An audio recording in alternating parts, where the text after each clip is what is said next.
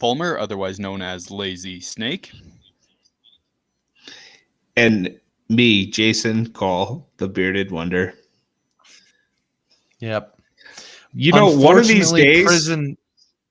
Oh, sorry. I was going to say, one of these days, I'm going to make a T-shirt that says otherwise known as, because that's like our catchphrase at the beginning of the show now. Otherwise known as, and then have like a arrow pointing to the beard. That's a good idea. Yeah. So, I like it. Unfortunately, Prison Mike cannot join us today. He is being pursued by the police currently. After, I think it was arson, wasn't it? Was it arson, Brady? It was arson this time. It changes. It was arson. I thought it was an assisted breakout in Rollins. Well, he's wanted for that one too. He's got that plan for next week. This week it was arson. Yeah, he changes his crime every week. No, Mike is doing some family stuff right now, so he will be excused for this show, which means we won't be able to hate too much on Duke or the Celtics, unfortunately. We can hate more on them because he's not here. No, we can't kick a puppy while it's down. That's true. We can't. We're gonna miss Mike. Mike always brings a lot of energy to the show, and he's kind of the rationality in it that cancels out our ludicrous behaviors at times. So, anyways, for those watching for the first time, we are the Sports Fans. We're not exactly sports experts, but we like to talk about sports, and we like to mix comedy in with it, even though we're not exactly comedians. But we do enjoy our time that we have every week to talk to you guys about some of our favorite sports topics, some of our favorite athletes, and some of the things that we just consider to be really interesting. A lot of it ends up with me and Jason arguing about something. But anyways, it ends up being fun. So we're going to start off today. I'm actually going to have Brady Fulmer, Lazy Snake, bring up our first topic because I know it's something that's a little dear to his heart, and he was a little bit upset, so he can report it. All right, for the first time on this podcast, we're going to cover some golf, which I know you're all so excited. But big news happened in the world of golf this past week.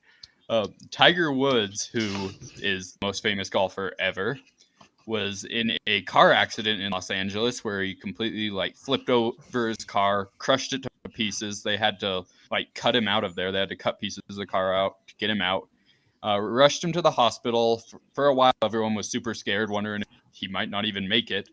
Turns out that he is going to be okay, but he had surgery on, I believe it was his legs, ankle, and foot, so all lower body. He had surgery.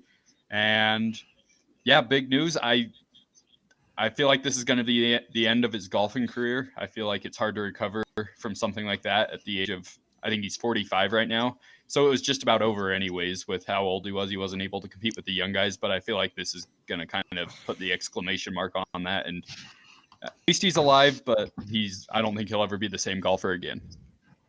What are your guys' thoughts? First of all, I'm just really glad he's okay. Tiger Woods is one of those athletes that whether you like golf or not, he's just that iconic. You know, he kind of has revolutionized the whole game. And I'm not a huge golf fan, but just talking to Brady, he's kind of one that implemented, getting in shape to golf and weightlifting and finding certain techniques that'll allow you to hit the ball farther and more accurately. Like he's completely revolutionized the sport. And because of his dominance, he's become one of America's great sports heroes. So I am glad he's okay. Looking at the reports, obviously that he wasn't intoxicated. It was purely just an accident. And he had, I think it was compound fractures to his left leg. And the amazing thing is you look at the crash, it could have been so much worse. And the fact that he is going to make a recovery is pretty fortunate, I think. So I'm really glad he's okay. But yeah, I agree, Brady. I think there's a good chance that we're probably not going to see Tiger Woods play golf again. just because this is a type of injury that it's going to be a lot of rehab, and it's not like he's really been on the top of his game anyways. I think he's had, like 2 back surgeries in the last 3 or 4 years? Yeah. Yeah, he has surgeries just about every 6 months, it seems like. So yeah, I think we can kind of expect this to be the end of his career. What do you think, Jason? I don't know. I mean, I don't think we're ever going to see him win one. I can see him trying to get back just to see if he can do it. But I think him winning a major is going to be extremely surprising after this. Yeah, I agree. What are your thoughts, Brady? I was just going to say 100%. It was probably pretty unlikely that he would win a major again. But then again, that's what people said back in 2018 when he won the Masters. Or was it? Yeah, no, 2019, my bad. 2019 when he won the Masters. That's what people thought, is he wasn't going to win one again, and he ended up winning that one. But I think after this accident and the toll that it took on his body and all the physical therapy and all the time that it's going to take for him to get back into actual a condition where he can actually hit the golf ball and go play, I think it'll be too late for him, and just too little too late, which is sad, but I guess his reign had to end sometime. Exactly. At the same time, if he can somehow pull it off, that's going to be quite the accomplishment. And if anybody could do it, Tiger's on that list. So, yeah. I mean, I definitely don't think it'll happen, but if it does, then good on him type thing. I feel bad for Tiger. Some of the drama he had, 5+ years ago was kind of self-inflicted, but it always seems like something's happening to this guy. So I hope he turns out to be okay. And for his sake, I hope this is the last time the news media is covering him outside of golf. No, I completely agree. And just to piggyback on that statement, imagine what it would be, because his whole life has basically been in front of everyone since he was like a kid, because he was a phenomenal golfer as like a 5-year-old, and then he just grew up under the spotlight. Anything that he said was being recorded, and I feel like that would just be a miserable way to live life. So even though, like you said, a lot of the things that have happened to him were I do feel for him, just because he hasn't a moment of privacy in pretty much his whole life. Yeah. It's just videoed and everything. Yeah, no, I totally agree, but I'm glad he's okay, and that's really the most important thing. And if he does get back, it might be an Alex Smith type situation where you're just happy to see him play again, Yeah, absolutely. But anyways, well, if we don't have anything else to talk about, I guess we'll move on to the next topic, which I'll jump right. Well, actually, I'll have Jason talk about this one. He's the one who wanted to bring this next topic up, moving over to NFL, because, guys, we're going to talk NFL in probably every episode. We really like football. Football. A lot. So you go ahead. You go ahead, Bearded Wonder. So just reading through some of the topics recently, story got put out this afternoon that there are 4 potential trade possibilities for Russell Wilson. He has not come out and asked for a trade. It sounds like he wants to stay put, but he says, if I do get traded, there's 4 places I'd like to go. The article I read, I know most of the guys on here are Dallas haters, but I kind of follow the Cowboys. I spent a couple years in that area. Boo. So, I mean, not that you spent time there, but the Cowboys. But the Cowboys, the Raiders, the Saints, and the Bears. If Russell Wilson is moved, which I think would be a terrible decision on Seattle's part, but if he was to move, where do you think he'd make the most noise? Kellen? Ooh. Okay, first of all, he's not going. Here's the interest is. He said he does not want to. He is not demanding a trade. He wants to play in Seattle. He's just saying if they were to trade him, the teams he would go to are Dallas, New Orleans, Las Vegas, and Chicago.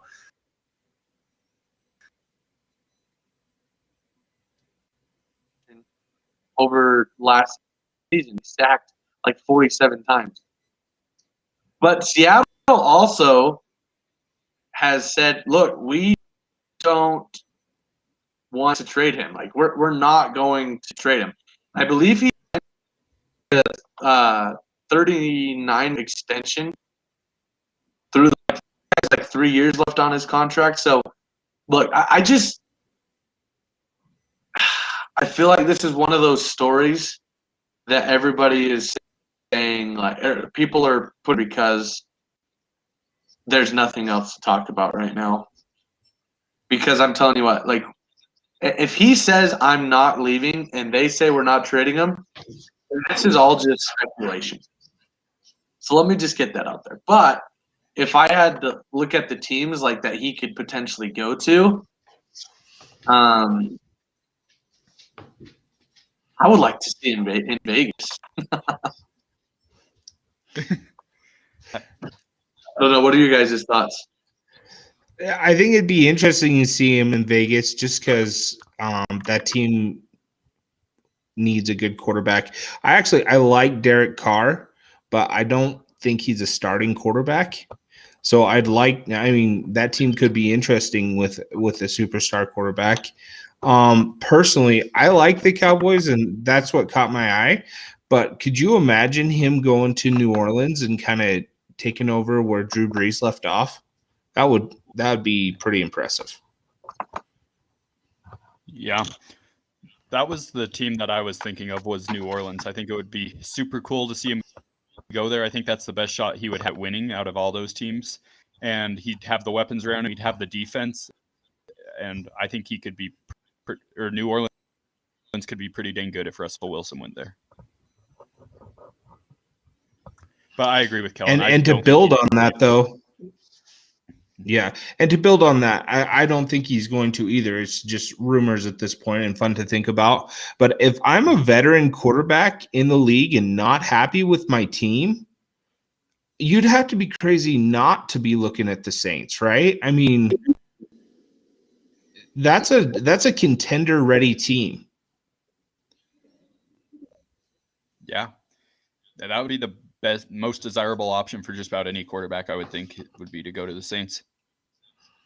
Yeah.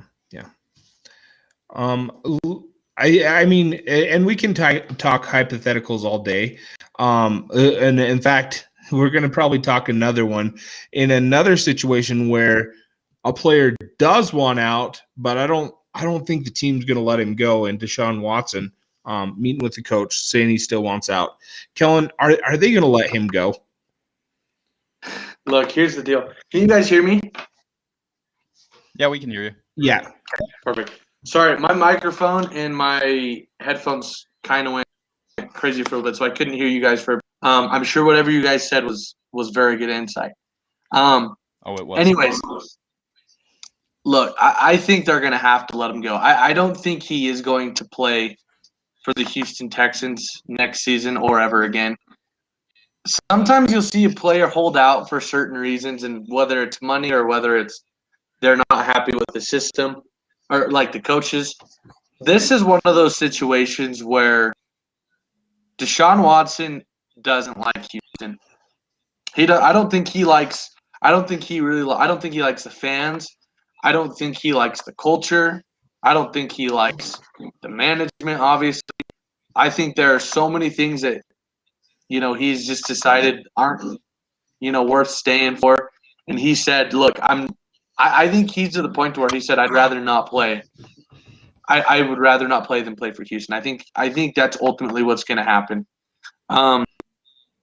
It's going to be a chess match. We'll see what happens. They're going to have to give a lot up for him, whatever team gets him. But I do not think he will be playing in Houston next season. I completely agree with you. I feel like that's a terrible situation to be in as a team, to have one of your star players not wanting to play, but you're trying to keep him. That's just a lose-lose situation there. So I think no matter what the Texans are saying right now, it'll eventually get to a point where they're almost going to be forced to trade him. And I'm not sure exactly where he would end up. I think some of the teams we mentioned before, like the Bears, maybe the Cowboys, if the situation with Dak doesn't work out, would be good destinations for Deshaun Watson. But I don't think he's going to remain in Houston at all. And I would kind of like to see Deshaun Watson go and play for the Cowboys if the Dak thing doesn't work out. I feel like that would be a good situation for him. I was going to say Bears, but I like Deshaun Watson, and I don't want to have to hate him just because I really don't like the Bears as a Vikings fan. So I'd like to see him play for the Cowboys, and maybe I'd start liking the Cowboys a little bit better. Mm-hmm. I actually really like that. I was thinking the exact same thing, Brady. And the thing is, if they traded Deshaun for Dak, that's a like-for-like trade. The Cowboys are probably getting the better end of that deal and might have to give up a draft pick or another player on top of that. But I'd like to see that happen. And to build on that Russell Wilson rumor, if the Seahawks even get a little serious, I'd almost think about talking to the Texans about a trade that way. Russell Wilson didn't name the Texans on a team that he'd like to go to, but business is business. And if I'm the Seahawks, I'd rather see Russell Wilson go to a team in the AFC than the NFC. Mm-hmm. That's a good point. No, I completely agree. And I just think it's going to come down to what team really wants to throw a lot away for a little bit to get this now, right? It's kind of like making a deal with the devil, right? You see teams do it. They go all in on a pick or two or a trade, and it works out. They're shooting themselves in the foot for a long team that I really could see him going to is the New York Jets. Because are you trying to interrupt me, Jason? Are you trying? No, I was trying to agree with you, but keep going. Yeah. No, I just think that the Jets are at the point to where they know they're not going to get Trevor Lawrence, they considered to be probably one of the prospects of all time. I really think they're that happy with Darnold. I'm not hating on Darnold. I'm just saying I'm happy with him. And I think they see Watson as a guy who could come in and change the culture. And I think it'd be a situation where for the Jets, they would do anything for it. And I think Deshaun Watson wants out enough. He doesn't really care what the team's record was last year. He's just going to be happy to go somewhere. I think Deshaun Watson I think there's a very good possibility we see him in green and white playing for the Jets. I like that, Kellen. In fact, I kind of feel like the Jets would be better off getting Deshaun Watson than drafting a Zach Wilson or a Justin Fields, because you got to remember it's Deshaun Watson. He's got a lot of upside. And he's got experience over these guys, but he's not old. He's been in the league, 3 seasons, 4 seasons? So he's not an old quarterback. It's not like they're taking on an older guy they're going to have to pay even if he gets injured because of his age. Like, he's a young guy. So I agree. I think that would be a great move for the Jets. And I'd almost, as crazy as it sounds, I'd be willing to give up that second pick in the draft to get him. Yeah, I agree. It's definitely a lot safer to go for a guy like Deshaun Watson than take a chance on Zach Wilson, Justin Fields, or Mac Jones, just some other quarterback, even though Mac Jones and Justin Fields probably wouldn't be that second pick. But it would just be safer to have a guy who's already established himself in the league and who can play. That I agree with you, Jason. I think that's a lot smarter of an idea for the Jets. And on the other side of things, for the Texans, they get rid of a guy. Let's be honest, like, Deshaun Watson is not a bad person, but he is toxic for that team right now. It's a toxic situation. Them keeping him is not going to help that team get better. And, go get a fresh guy. You know what? That rookie, whoever they pick up, is going to have a rough first season. That's the reality of it. And maybe they go grab a free agent guy, a guy with experience to kind of just put in there just to give that rookie a little bit of time to get acclimated, but I think that would almost be better for the Texans too, not just the Jets. Well, you guys know who the Houston Texans backup quarterback is? Who Who is it? Guy named A.J. McCarron, baby. Alabama. And then their third string is Josh McCown. Nice. Yeah, So I they're don't definitely going to need to pick someone up. They're not feeling too confident in their quarterback situation right now. You know what though? Like, yeah, I mean, why not go? If I'm then, I'm gonna start looking at some of the better backups in the league, right? So I would start looking at guys like I don't know. Why not look at Cam Newton if I'm the Texans? Like, I know that's not a guy that you really want to have, but what other options do you have at this point? My big question about this whole situation is if the Texans wouldn't have traded Andre Hopkins, is Russell Wilson as unhappy now as he is right now? Nope. You mean Deshaun Watson?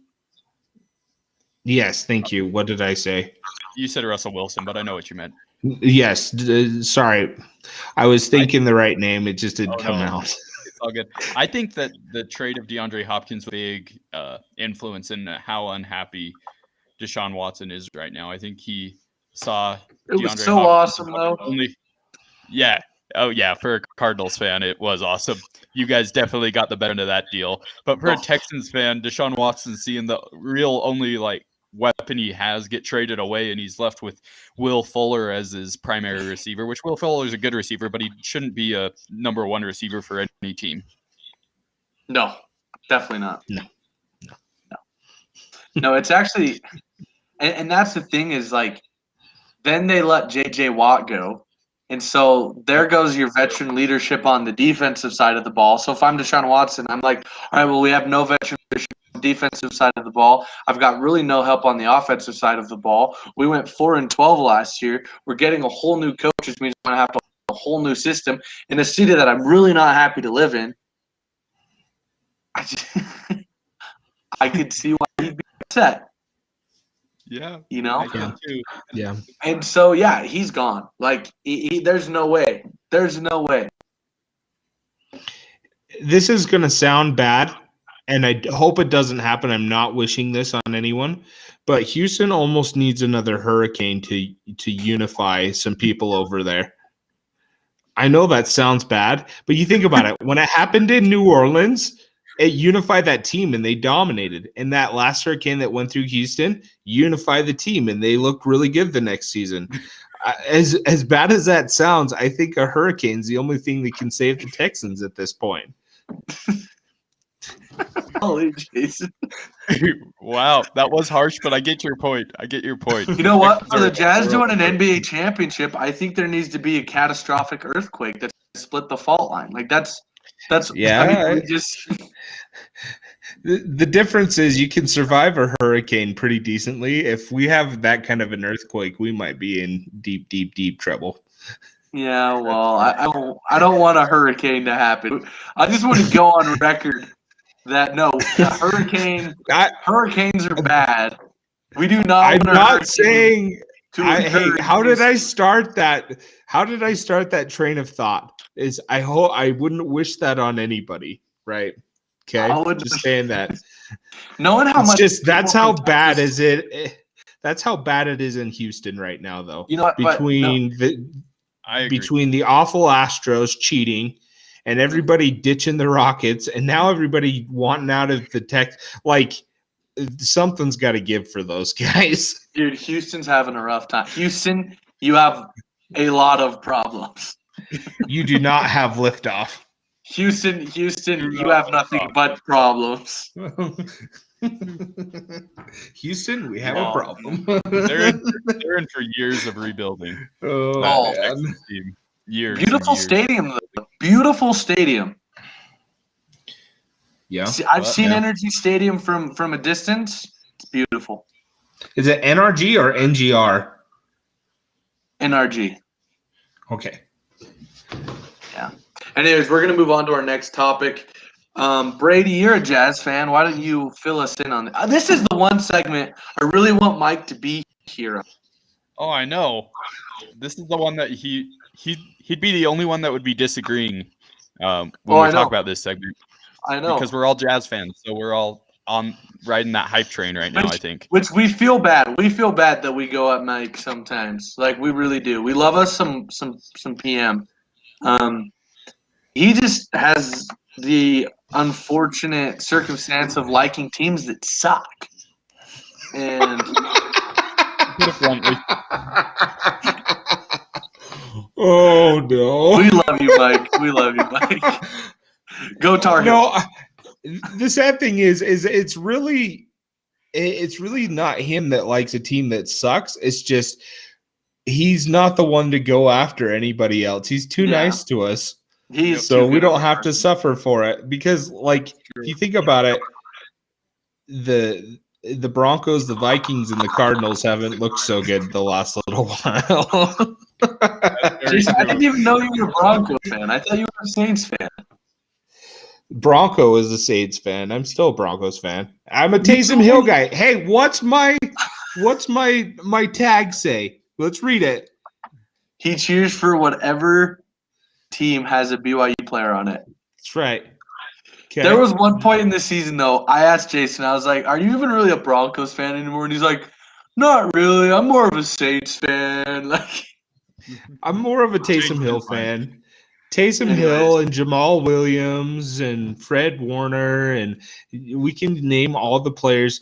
Like, if they could get all the BYU players together onto one team and then just fill in the cracks with other guys, that'd be my favorite team. They could play on the moon, and I would be their number one fan. Dude, at least Mike, I'd be their number one fan. At least Mike has that loyalty, man.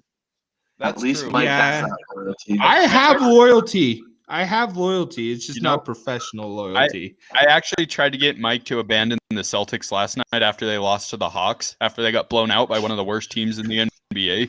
And he wouldn't. I said, you need to just switch over to the Jazz now because you're in trouble. And he was like, no, I got to cheer for him. So he's got that loyalty, even if his teams are He's got that loyalty. Anyways, but why don't we talk about the Lakers Jazz game? Yeah, so the Jazz played the Lakers last night, and they just destroyed them. I think it was the Lakers' worst loss of the season so far as the biggest deficit. And if you're a Jazz fan, you got to be excited, but you can't be overly excited because the Lakers were without Anthony Davis, who is the second best player on their team, and then Dennis Schroeder, who might be the third best player on their team. So without two of their top guys, which is definitely not the same Lakers team as when they have those guys. It's a completely different dynamic.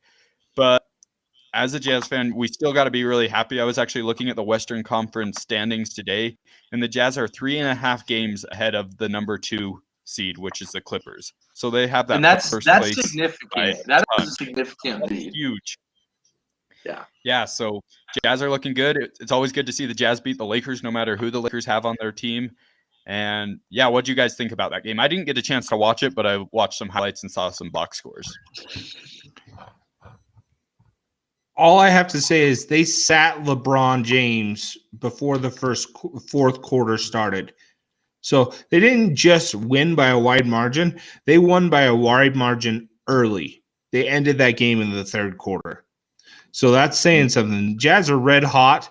And, you know, some of the comments I noticed commentators were making in that game were things like the Jazz may not have the most talented guys in the NBA, but they're probably the best put together team in the NBA right now. Mm-hmm. And I would agree. Like, I mean, we're debating the best player on that team, Donovan Mitchell, being a superstar. Okay. And everybody else around him, they're just so well put together and so well coached that it's refreshing to see a team like this being this successful. Absolutely. Here's the thing. I agree 100% with that, Jason, because if you look at the box score last night, not a single Jazz player scored over 20 points in that game. Mm-hmm. That is to win, to blow the Lakers like and not have a guy score 20 points. That's amazing. I mean, Bogdanovich had 15. Gobert 18, Conley 14, Mitchell 13, Favors 12, and then Jordan Clarkson, obviously the sixth man of the year. He is absolutely running away with the award right now. He had 18. So they are so balanced. And I saw someone made the point. If Anthony Davis and LeBron James are on the court during that game, they're the two best players by far on the court. But the next 8 best players are probably on the Jazz. I liked how you said someone made that point because I'm pretty sure you said that earlier today. Yeah. But here's the amazing thing. Though, is and people are trying to come up with excuses for why the Jazz are good this year. Right? Like, people are trying to say, well, LeBron or Anthony Davis is hurt and they've had some injuries and the Jazz have, they've caught teams when they're not healthy and things like that. The fact of the matter is, if LeBron James is on the court and healthy, you should be in the game. You should be in a position to at least be competitive. All right? So this shows me two things. One, the West is so good this year that even LeBron is having troubles carrying his team through it. And two, if they don't have Anthony Davis when it comes to playoff time, and if he's not healthy, they are in big, big trouble. Because the Lakers have lost 4 games in a row. They've gone on a 4-game skid. So I'm just saying, this year's Western Conference champion may not be the Lakers if things don't go their way. They could be in trouble. And this is the first time I'm realizing this. I don't think the Lakers are as good of a team as we thought they were. Without Anthony Davis, you're 100% correct. But that's the thing, is I don't think they're the same team this year that they were last year. I think that teams are catching up. And I think you look at the Nets. I mean, the way the Nets have been playing recently, holy cow, I think they could blow the Lakers out easy if Davis isn't healthy. So those are my thoughts. Forever hold my peace. I had a couple of things I saw that I thought were pretty cool. Yes. Oh, sorry, I was hearing some weird echoing and it was scaring me. But so the Jazz are the first team in NBA history over a 2-game span to hit 53s, which I saw that's an amazing statistic. I think they hit 28 in the game against the Hornets, which is crazy. And then do the math, they hit however many in the game against the Lakers. And also I saw Stephen A. Smith, which I know how much we all love Stephen A. Smith, but I was watching an interview by him and he actually was giving the Jazz a lot of praise. And he was saying it's about dang time. Exactly. He ended it by kind of taking a shot at them and sets were better, but he gave them praise for like 5 minutes. He said they're the only good team in the NBA that never take a night off. They play like as hard as they can every single night, and he said that's something he appreciates. And I think that's pretty cool because if you watch the Lakers play or the Nets play or any of those teams, the Sixers, there's guys that are sloughing it, not going as hard as they can or sitting out games. You always see like Kawhi Leonard sitting out games just for rest. But it seems like the Jazz are always playing who they have, and they're always just going at 100% trying to win every game, which I think one of the big reasons why they're in that number 1 spot in the West and in the NBA. And the thing that I also like about the way the Jazz are playing is, yes, they're hitting a ton of threes, but they're not living and dying by the three. Like, it's kind of just like, the frosting on top of the whole thing. Like, if they're not hitting threes, they still have a really good shot at winning the game. And so that's I think, as far as offense goes, that's the most promising thing to me this season. I agree. There's not a weak spot on their team. I just think it's amazing that, like, we're almost to the end of February and the Jazz have literally lost 1 game. I mean, this is a team that they're drawing comparisons, in my opinion, like, to the Golden State Warriors. Like, the way they play, the way they shoot the ball, and how they have multiple guys that can hurt you, and they have role players. This team is not just good regular season good. This is a team that I think is going to be very dangerous when it comes to the playoffs. And the thing about the Jazz is they don't lose to bad teams. They don't lose games that they shouldn't lose. They've lost to the Clippers and the Nuggets. In the last month, those are the only two teams that have beat them. And those are, in my opinion, two solid, dangerous teams with phenomenal players. And so I'm telling you guys, this Jazz team is absolutely amazing, and I'm really excited to see what they do in the month of March and as the season starts to wind down and get into crunch time. And here's the thing though is I'm looking at the records right now. The Jazz are the only team in the NBA right now that are at single digit losses. And they have 6. So they are 3.5 games ahead of the Clippers right now, who are the next closest team. Like, that is like if any other team, any major market team had the lead on the league that the Jazz have right now, everybody's losing their minds. So you think about it, and it's kind of sad that the Jazz aren't a major market team, and we understand why. Utah's not a huge place yet. They're getting there, though. But you know what I mean? Like, this is impressive. And I think the more they keep winning, our country is an underdog-loving country, and I'd like to see some people jump on Utah's back and ride them through this. So keep winning. And the beauty of it is we're not bandwagon guys. I mean, I've been a Jazz fan since before they played Michael Jordan in the finals.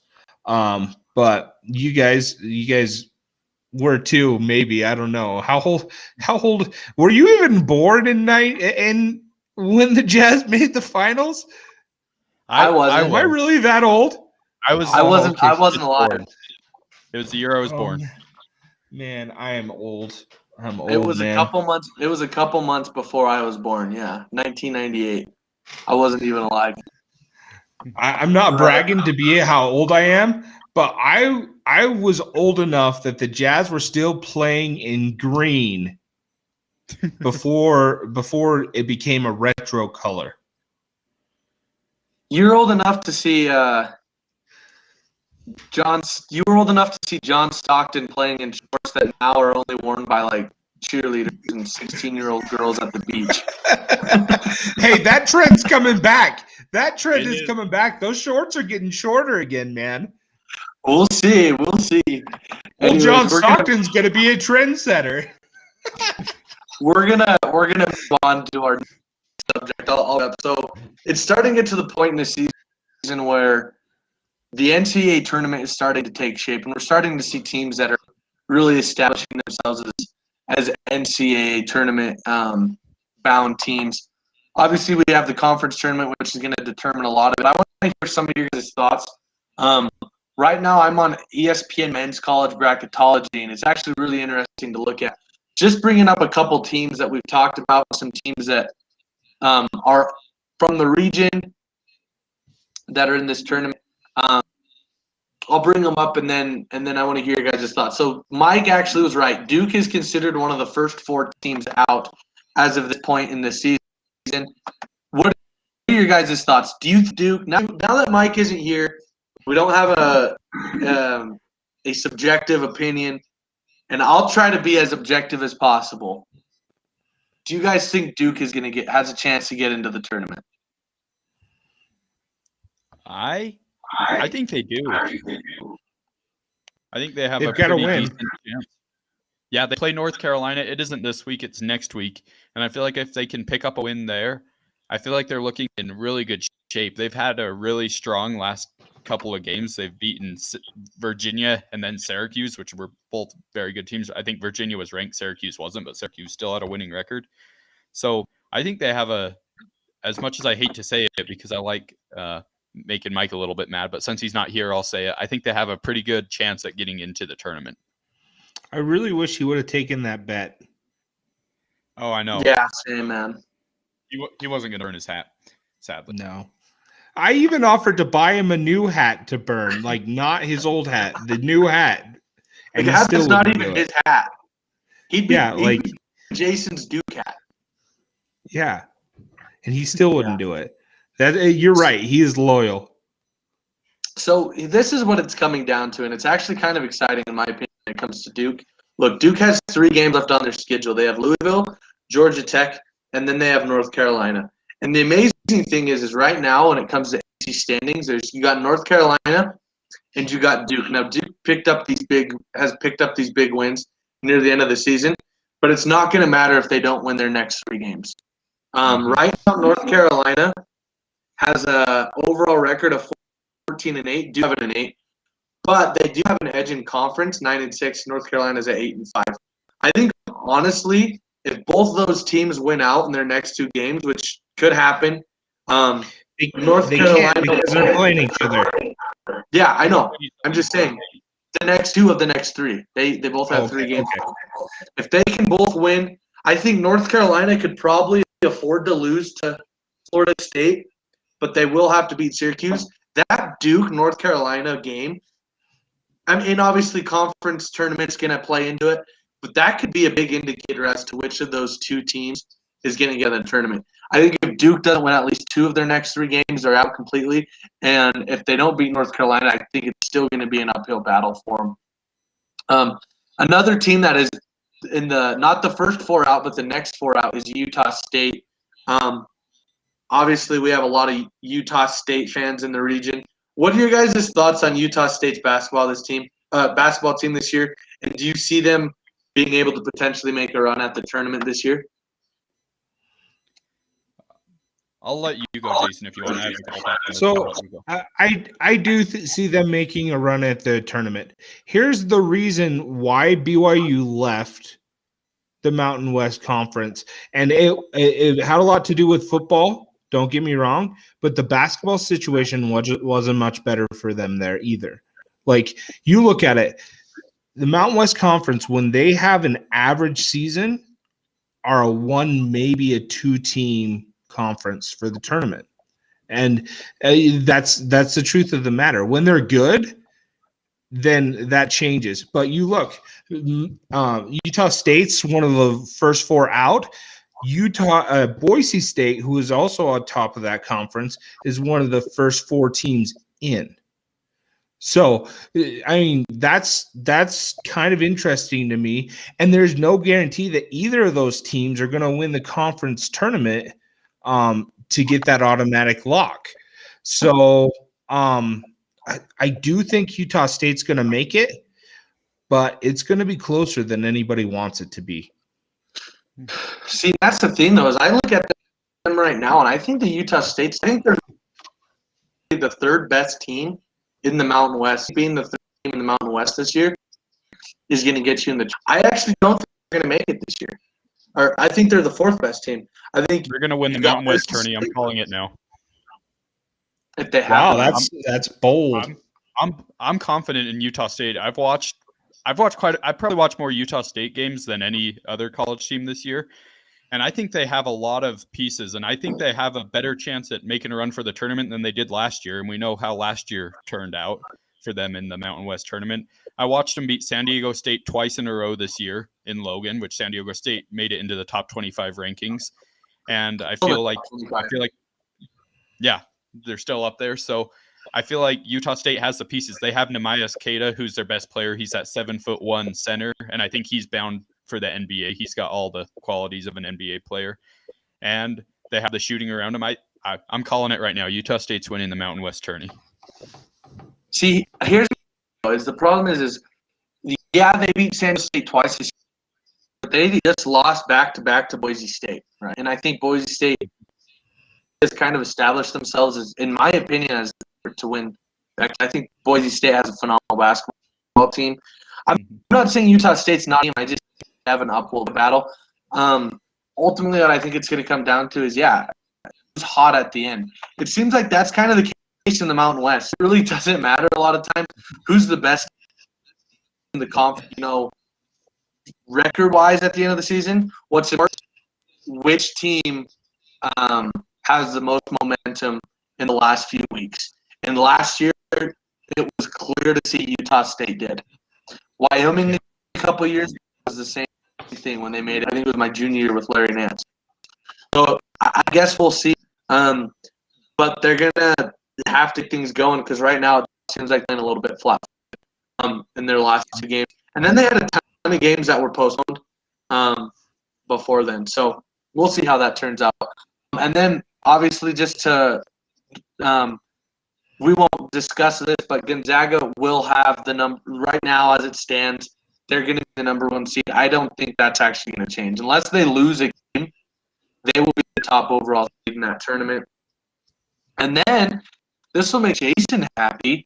BYU is actually projected to get a 7 seed. As high, they have probability to get as high as a 5th seed at this point. But so let's go Cougs. Yeah. But they would be playing Louisville. Yeah. I was actually looking at the numbers though. I was looking at the numbers. Yeah. But I was looking at the numbers for BYU, and they have a 52% chance to advance to the field of 32 this year, and they have a 22% chance to make it to the Sweet 16. Hey, that makes me excited. Yeah. Let's go. Yeah. No, that's definitely something to be excited about. Moving on, we will talk a little bit of MMA. So, Brady, I know this one will make you excited. So, this December, I was at Jason's house. And Jason and I was like watching the UFC fights, and Jason was watching the BYU game.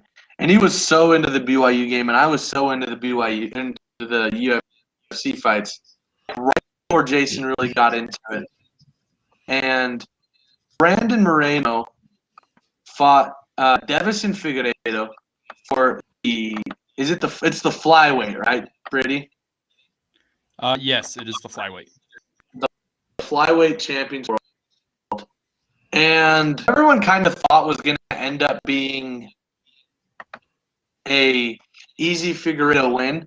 Turned out to be a major decision between two absolute warriors.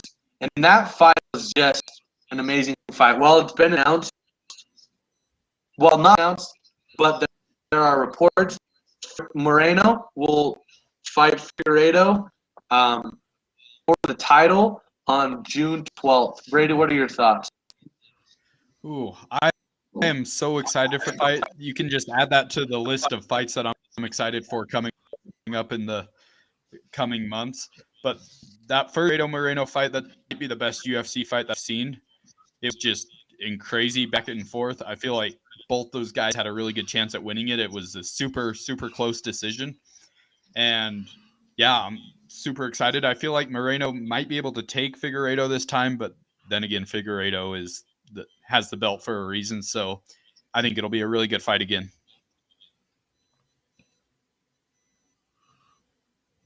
Yes, I'm excited for it too. I'm not going to lie, though. I have a hard time looking past the Blachowicz-Adesanya fight right now. Okay, guys? I just watched some Blachowicz highlights before we got on. And I just, I'm not even kidding. Before you guys tuned in, I was reading, and Blachowicz, this article came out like 2 hours ago. Blachowicz is predicting he's going to knock out Adesanya in the second round right now. Things are going to get interesting, my friends. I am so excited. I'm pretty sure Paulo Costa said the same thing, so we'll see what happens. Yeah, I don't want to get into this too much because we'll do our preview next week. I promise. We'll do our preview.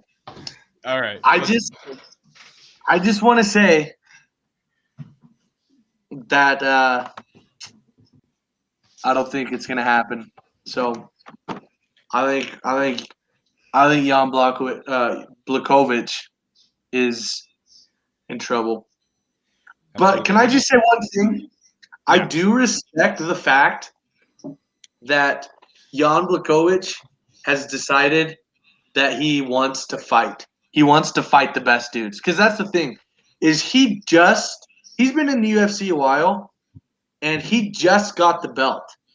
He really hasn't had the belt. And for his first title defense, he's fighting one of the biggest, if not the biggest, current superstar in MMA. A guy who is on another level when it comes to his fighting IQ and his striking. So I respect the heck out of him because he's showing, look, I just want to fight the best dudes. And he's putting his neck on the line. I want to talk about this fight so bad, guys. I have watched so many videos. I have been analyzing it from so many different angles.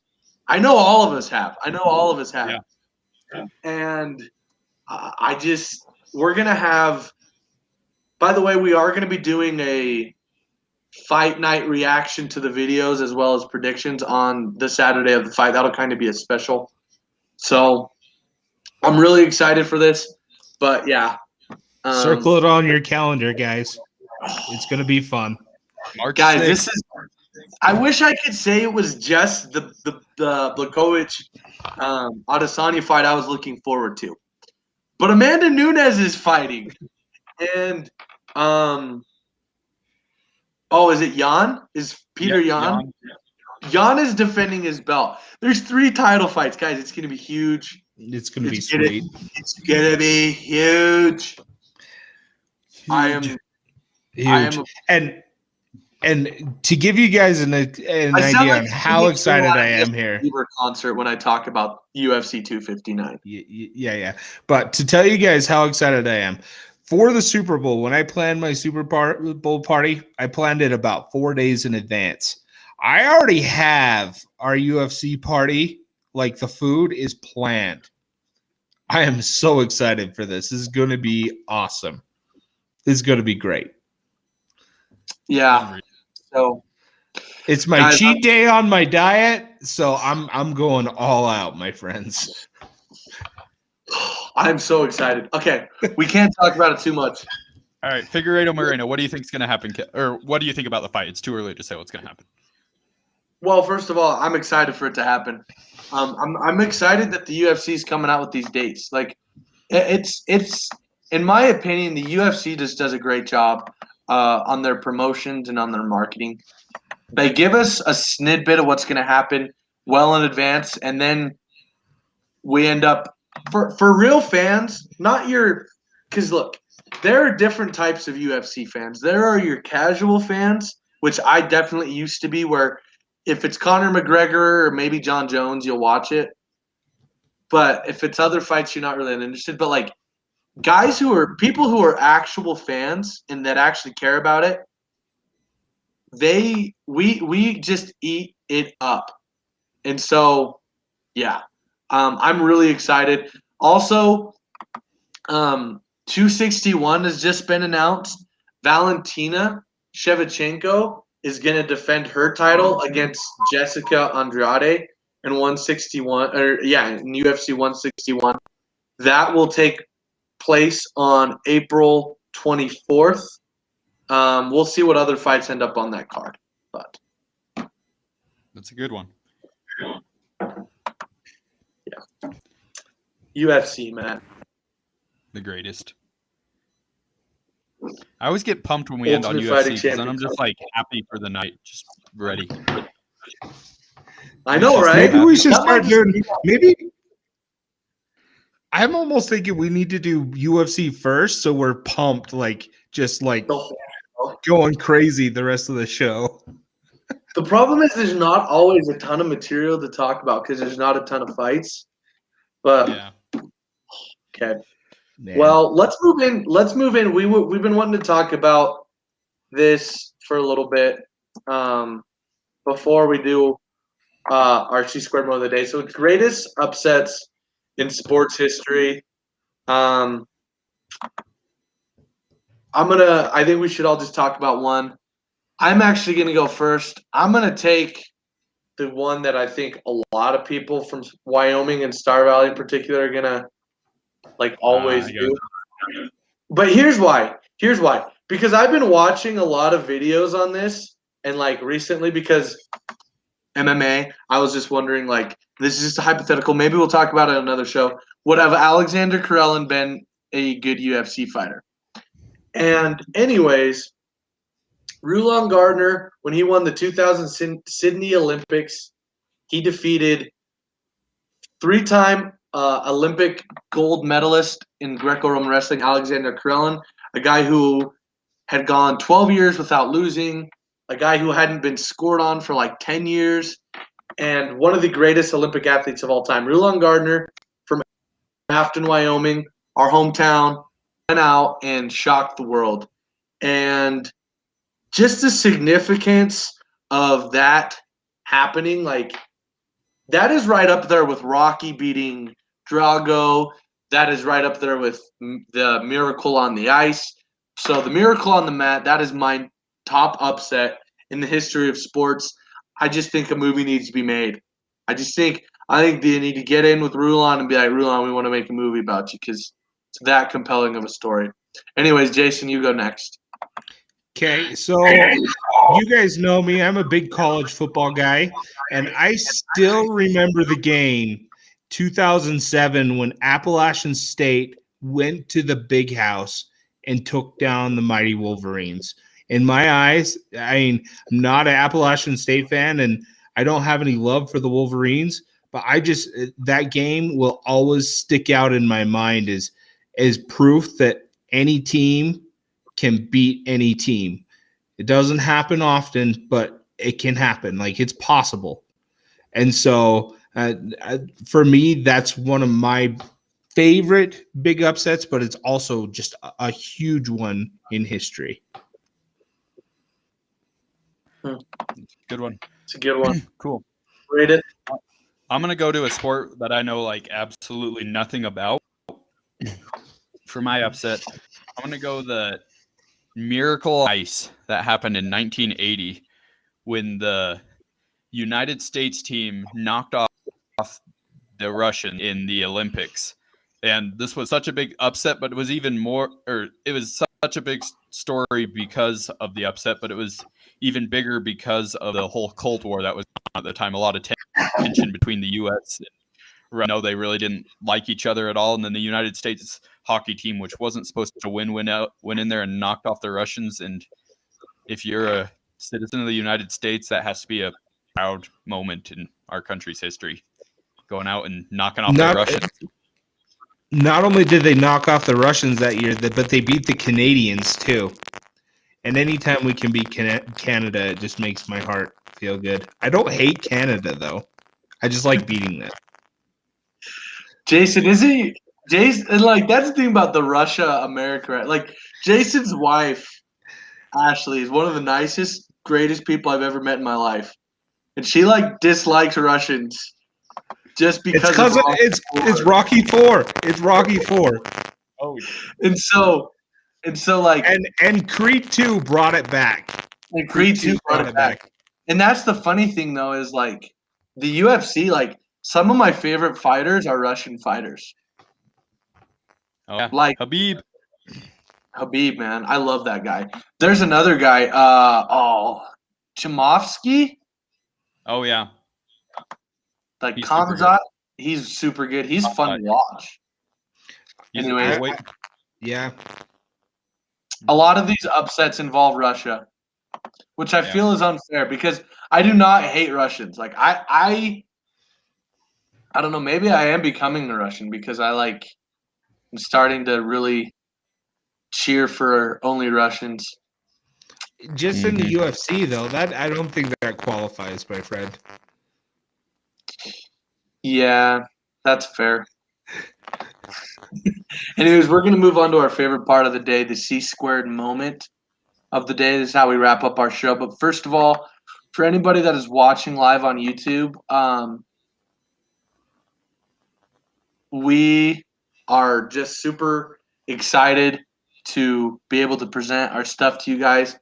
And we love it when you guys comment. We actually got a comment from Have a Good Day.